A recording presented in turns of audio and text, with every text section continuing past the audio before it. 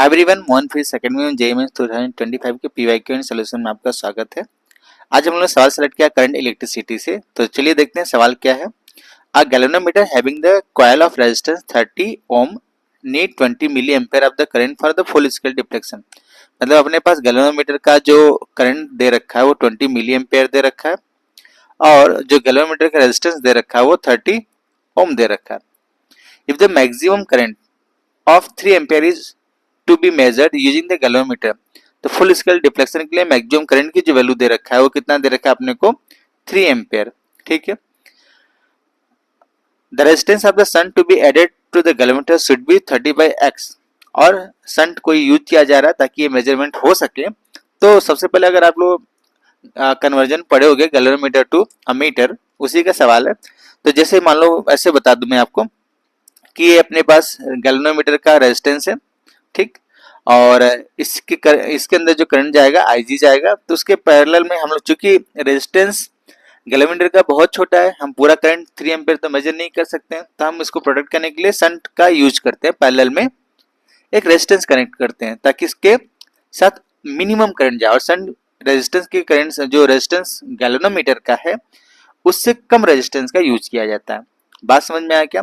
ताकि मिनिमम और भी जो अपने पास वैल्यू है वो कम आए। ठीक, तो मैं ये शंट बोल देता हूँ S। ठीक, तो मान लीजिए सर्किट से करंट गया I, तो इधर कितना जाएगा I, तो इधर कितना बच जाएगा I माइनस Ig। बात क्लियर है क्या?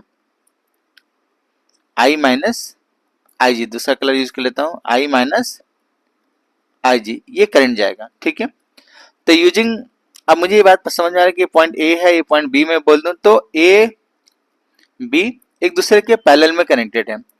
तो ये और ए बी के क्रॉस जो पोटेंशियल है वही ऊपर वाले शंट के क्रॉस भी पोटेंशियल होगा। तो मैं दोनों पोटेंशियल को बराबर लिखता हूं। देखिए, तो I minus I G into shunt is equal to I G into R G, क्योंकि पोटेंशियल का कॉन्सेप्ट यूज कर रहा हूं, दोनों पोटेंशियल सेम है। तो I की वैल्यू हमको दे रखा है कितना 3 एम्पेयर, Ig की वैल्यू 20 मिली एम्पेयर, शंट मुझे पता नहीं है। Ig की वैल्यू दे रखा है कितना 20 मिली एम्पेयर इंटू 10⁻³ एम्पेयर में कर देता हूँ। Rg की वैल्यू भी अपने को पता है 30 ओम। ठीक है, तो मैं S कैलकुलेट करना चाहता हूँ, तो इनको कैलकुलेट कर दें। 33 माइनस 20 मिली एम्पेयर को फिर से एम्पेयर में कन्वर्ट कर देता हूँ, 10⁻³ एम्पेयर हो जाएगा इंटू S, और इधर आ जाएगा 20 इंटू 10⁻³ इंटू 30। ठीक है, आफ्टर सॉल्विंग तो हम लोग देखेंगे इसको, इधर की वैल्यू को मैं लिख सकता हूँ 20, 2 जीरो गैप कर देते हैं तो 2/10 आएगा। ठीक है, सॉरी 2 इंटू 6/10। ठीक, यहाँ पे कितना आ जाएगा 3 माइनस, इनको सॉल्व करेंगे तो 2/100 हो जाएगा ये, इंटू S, ये हुआ।